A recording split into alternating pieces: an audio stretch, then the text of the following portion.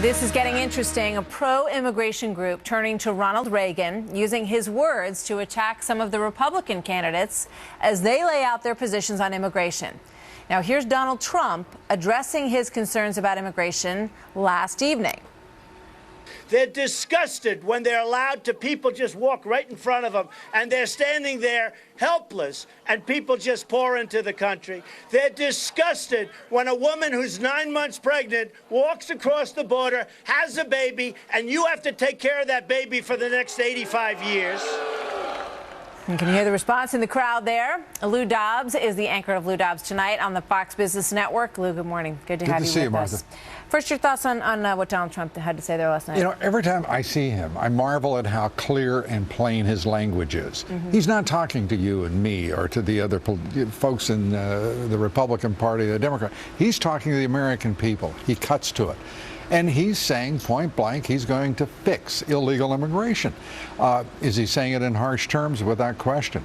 But he has changed the initial bargaining position. We haven't heard the words comprehensive immigration reform for a very long time, which is basically amnesty, give citizenship to 11.5 million, 12 million illegal immigrants. Trump has changed the initial bargaining position. Deportation of 11.5 million illegal immigrants. He has established that as the fulcrum for the debate on what we do about our illegal immigration crisis and our border security crisis. And for Democrats, this is feeding right into the hand that they hope will be fed. And here is a look at an ad that is coming out now from the National Immigration Forum Action Fund. Let's take a look. I've spoken of the shining city all my political life. God blessed and teeming with people of all kinds, living in harmony and peace. They're bringing crime. They're rapists. If I'm elected, they're going to be out of there day one. They're saying this isn't Ronald Reagan's message. It's not the American message. The way he is constructing the message is quite different than Reagan. But he is saying also something very important. And that is that we are a nation of laws. Those laws will be obeyed, and those who violate them will face consequences. We are right now facing a time in which there is no enforcement of immigration law, not the law that is on the books. A border that remains insecure despite the fact that crossing that border, and no one talks about this, Mexico is the principal source of methamphetamines, marijuana, heroin, and cocaine into this country. $25 billion in remittances go from this country to Mexico and beyond into Central America, even more money. It's a $50 billion drug trade. Then you add to that the cartel's revenue from smuggling illegal immigrants across that border. That's why he's saying he wants to build a wall. He says he can build the wall, and that the wall will help some of the problems that you're addressing here. Martha, Ronald Reagan acknowledged that walls could be built, and he said, just as Donald Trump has said, that there would be a door in it for those entering the country illegally. He and Reagan said precisely the same thing. I mean, we played a soundbite from Jeb Bush from the previous debate in August, just before we went to the break, and he's saying we need to end sanctuary cities. He's saying we need to end visa overstays, which are a huge part of the number of people that come.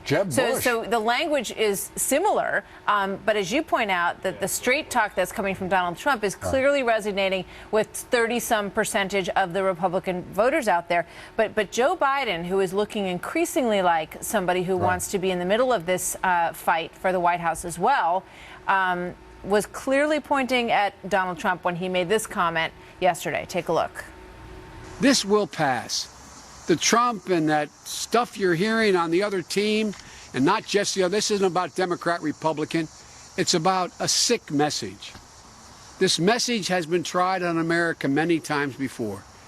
We always, always, always, always, always overcome it. What do you think? He forgot to acknowledge that Ronald Reagan was betrayed. That deal was for enforcement. Amnesty for 2.5 million illegal immigrants in the country. That number has now increased fivefold.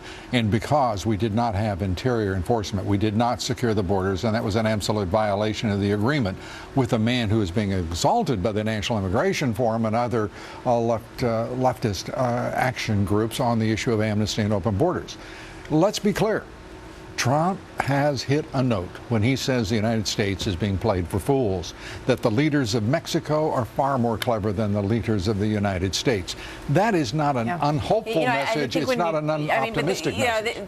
Joe Biden's message is that it's a sick message, that it's un-American, what Donald Trump is saying. And then when you break it down and you look at whether or not the rules that are on the books should be enforced, whether or not people should be able to overstay a visa, whether or not sanctuary cities should exist, I think people answer those questions very differently. But this broad stroke of just sort of this is un-American, this isn't who we are, may be very compelling for a lot of voters out there as well. We got to go, but quickly, Lou. It may have been compelling 10 years ago. It's not compelling today. Look at the numbers. We'll see. All right, Lou, thank you very much. Great to be with you, Martha. Good to see you.